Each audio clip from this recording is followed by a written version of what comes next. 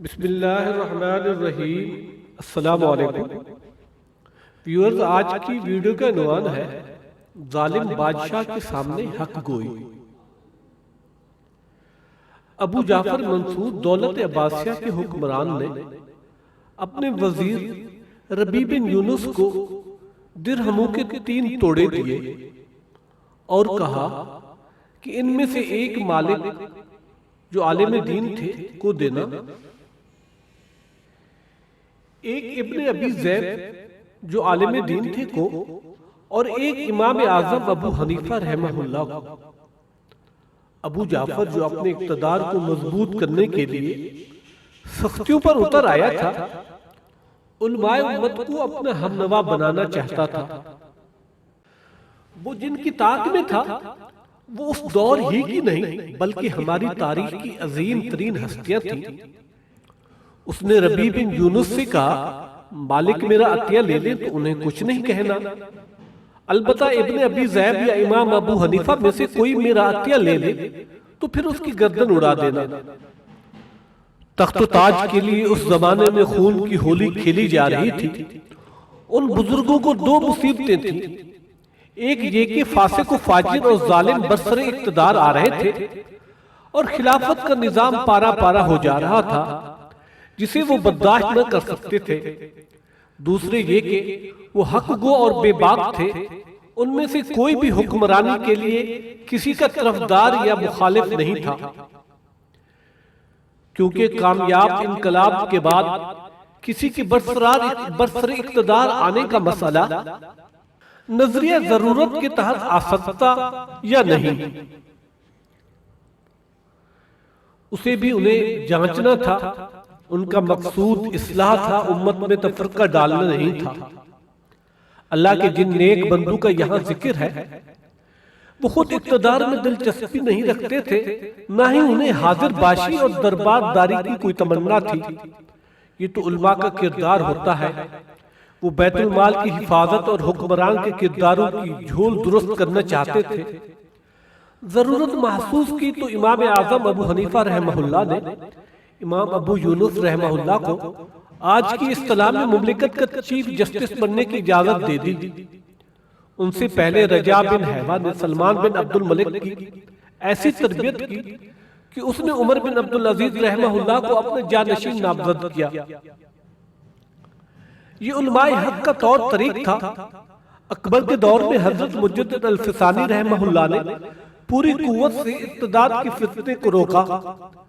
یہ بات کہ بادشاہ کے مصاحب بننے کے لیے نام نہاد صحابہ نے ابا و کبا ہمیشہ سودا بازی کر لیتے ہیں، یہ صرف تاریخ کا حصہ ہی نہیں، یہ جلوے آج بھی نظر آتے ہیں۔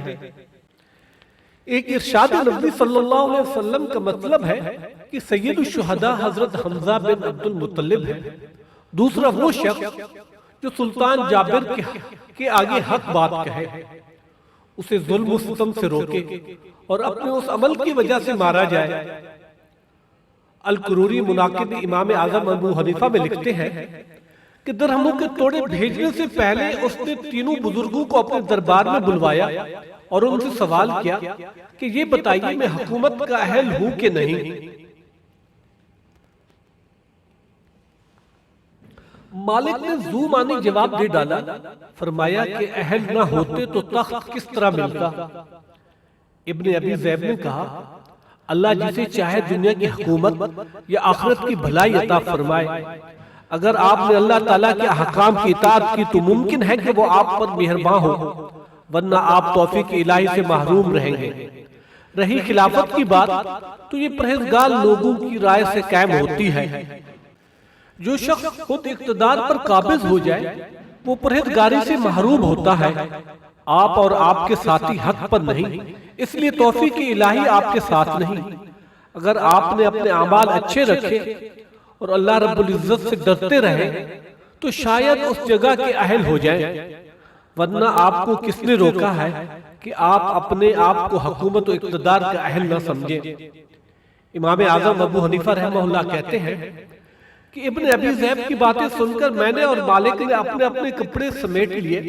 ہم نے سوچا ابھی اس کی گردن اڑا دی جائے اور اس خون ناحق کے چھینٹے ہم پر بھی پڑیں گے۔ منصور کچھ اور ہی سوچ کر بیٹھا تھا، اس لیے اس وقت وہ ابن ابی ذئب کی بات پی گیا اور امام اعظم ابو حنیفہ رحمہ اللہ کی طرف پلٹا، پوچھا جناب آپ کا میرے بارے میں کیا خیال ہے؟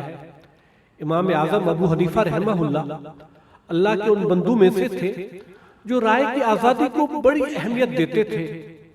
ان کا تو یہ کہنا تھا کہ جو عدالت دباؤ میں آ کر جھوٹا فیصلہ کرے اس کا احترام واجب نہیں۔ نظم و نسق کی اصلاح ان کی نظر میں اتنی اہم تھی کہ وہ اسے کافروں سے جہاد کرنے سے بڑا کام کہتے تھے۔ بات ان تک آئی تو انہوں نے کہا ابو جعفر، سچائی کو ڈھونڈنے والا اور سیدھے راستے پر چلنے کی خواہش رکھنے والا وہ ہوتا ہے جو اپنے غصے پر قابو رکھتا ہے۔ آپ ذرا اپنا دل ٹٹول کر دیکھیں کہ آپ نے ہمیں یہاں کیوں بلایا ہے؟ دو ٹوک بات سننے کے لیے یا ہماری زبانوں سے وہ کہلوانے کے لیے جو آپ چاہتے ہیں تاکہ دنیا میں ڈھنڈورا پٹوا دے کہ ہم آپ کے ساتھ ہیں؟ اگر سچ پوچھئے تو دو عالمان حق بھی آپ کے ساتھ نہیں دیا۔ یاد رکھیے کہ خلافت کا منصب ان بیت انتخاب کے سوا کسی اور طرح حاصل نہیں ہوتا۔ یہ رائے کسی ایک گروہ یا ایک خطے کی نہیں، مملکت کے ہر حصے کے رہنے والوں کی ہونی چاہیے۔ آپ کو معلوم ہے کہ سیدنا ابو بکر صدیق رضی اللہ عنہ اہم فیصلوں سے 6 مہینے تک رکے رہے کہ ان کا اہل یمن کی بیعت کا انتظار تھا۔ منصور کے دربار سے جب وہ تینوں بزرگ اپنی اپنی بات کہہ کر اٹھے تو اس نے اشرفوں کے توڑے دے کر اپنے وزیر ربیع کو ان کے پیچھے بھیجا۔ اس نے مالک رحمہ اللہ کو عطیہ پیش کیا تو انہوں نے بڑی بیزاری سے کہا کہ جو بھی لائے ہو چھوڑ جاؤ۔ وہ اس عطیہ کو بھی ناجائز سمجھتے تھے۔ ابن ابی ذئب کے پاس ربیع پہنچا تو جواب ملا، میں تو بیت المال سے یوں کچھ لینا اپنے لیے حلال نہیں سمجھتا، نہ منصور کے لیے حلال سمجھتا ہوں۔ امام ابو حنیفہ رحمہ اللہ نے دو ٹوک بات کہہ دی، ربیع تم میری گردن بھی اڑا دو، میں اس عطیہ کو ہاتھ نہ لگاؤں گا۔ لوٹ کر جب ربیع نے اپنے آقا کو تفصیل سنائی تو منصور نے بڑی حسرت سے کہا، افسوس ان کی بے نیازی نے انہیں بچا لیا۔ سورۃ الحشر میں ارشاد ربانی ہے، وَتِلْكَ الْأَمْثَالُ نَضْرِبُهَا لِلنَّاسِ لَعَلَّهُمْ يَتَفَكَّرُونَ، اور ہم لوگوں کو مثالیں دے دے کر سمجھا دیتے ہیں کہ وہ غور کریں۔ ویڈیو دیکھنے کا بہت شکریہ۔ مزید معلوماتی ویڈیوز کے لیے ہمارے چینل انفو گائیڈ کو سبسکرائب کیجیے اور بیل آئیکن کو کلک کر دیجیے تاکہ ہمارے آنے والی نئی ویڈیوز کا نوٹیفیکیشن آپ کو ملتا رہے، اور ہماری ویڈیوز کو لائک اور شیئر کیجیے۔ شکریہ والسلام۔